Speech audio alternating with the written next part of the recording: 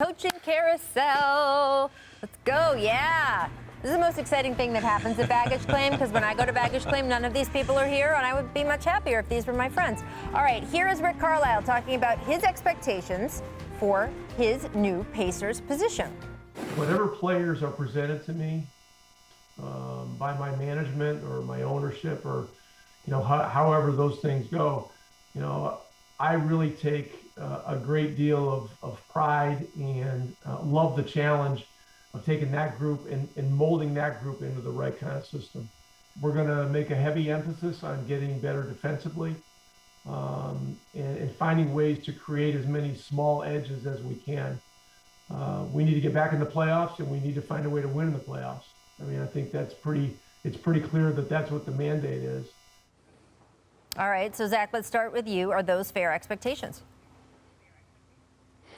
They're fair expectations, but, it's not going to be that easy. You think the East is easy, but who in the top 8 is like a guarantee to fall out next season? Nobody. You got Chicago, they're going for it. Charlotte, they're going for it. Toronto has the number 4 pick. We'll see what happens with Kyle Lowry. But you don't look at the East as like, oh, it's just a cakewalk for the Pacers, as talented as they are. And they are talented. And Rick Carlisle is a great coach. It's not like a no-brainer for them to be in the playoffs next year.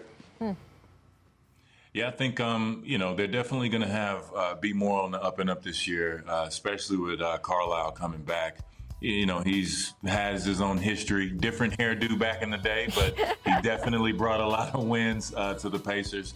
But, I'm sure that the Indiana fans are going to be super excited. They do have a great fan base. They have some great talent, and they're just going to have to build around that guy right there. They're going to make sure that, they compete. And just like everyone says, I mean, if you're in the East, you have a little bit better of a shot. So they can probably put some things together. Look for them to be active in the trade market as well, because I believe they have some assets.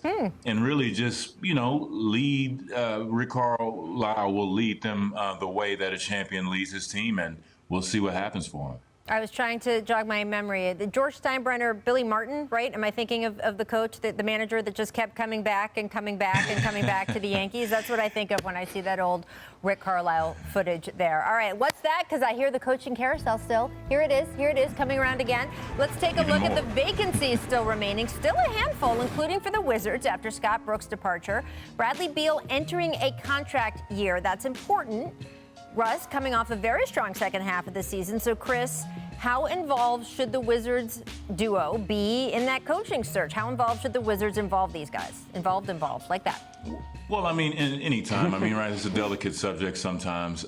You kind of do have to, in my opinion, get some sort of direction from your players, because I think that the Wizards have what it takes to really compete for a championship. I don't think it's any question that with Russ and with Bradley that they have tremendous talent. I think they need a head coach to come in there and really perform right away. And you want their attitudes good coming into training camp. You want their confidence. And I think sometimes, their recommendation and their voices, I think they should be heard. They can put themselves in a very strong position, really, like I said before, to compete for a championship. In my mind, they're right there. If the Wizards front office is watching this and they just heard Chris Bosh say they can compete for a championship next year, they're like, whoa, next year? We're going to compete for a championship next year? Does Chris want to come play? Look,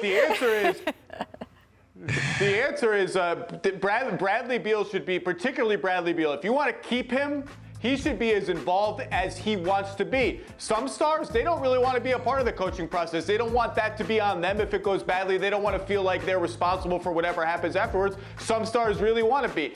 Depending on what Bradley Beal wants, he should be as involved as he would like to be, because he's that important to the Wizards organization. He's the franchise guy. He's the guy who's got one guaranteed year left on his deal, I believe. He's the one that they're dying to keep there long term. So whatever he wants, that's what they should do. And look, to your point of some guys don't want that responsibility, if a guy does take that responsibility on, they're kind of invested in the choice then. And then if a few months down the road things aren't going great, management can say, well, you wanted this guy, like, make it work. We can't just, throw out a new guy again. So I think that teams now are understanding why that investment is valuable. But again, Bradley Beal, contract year.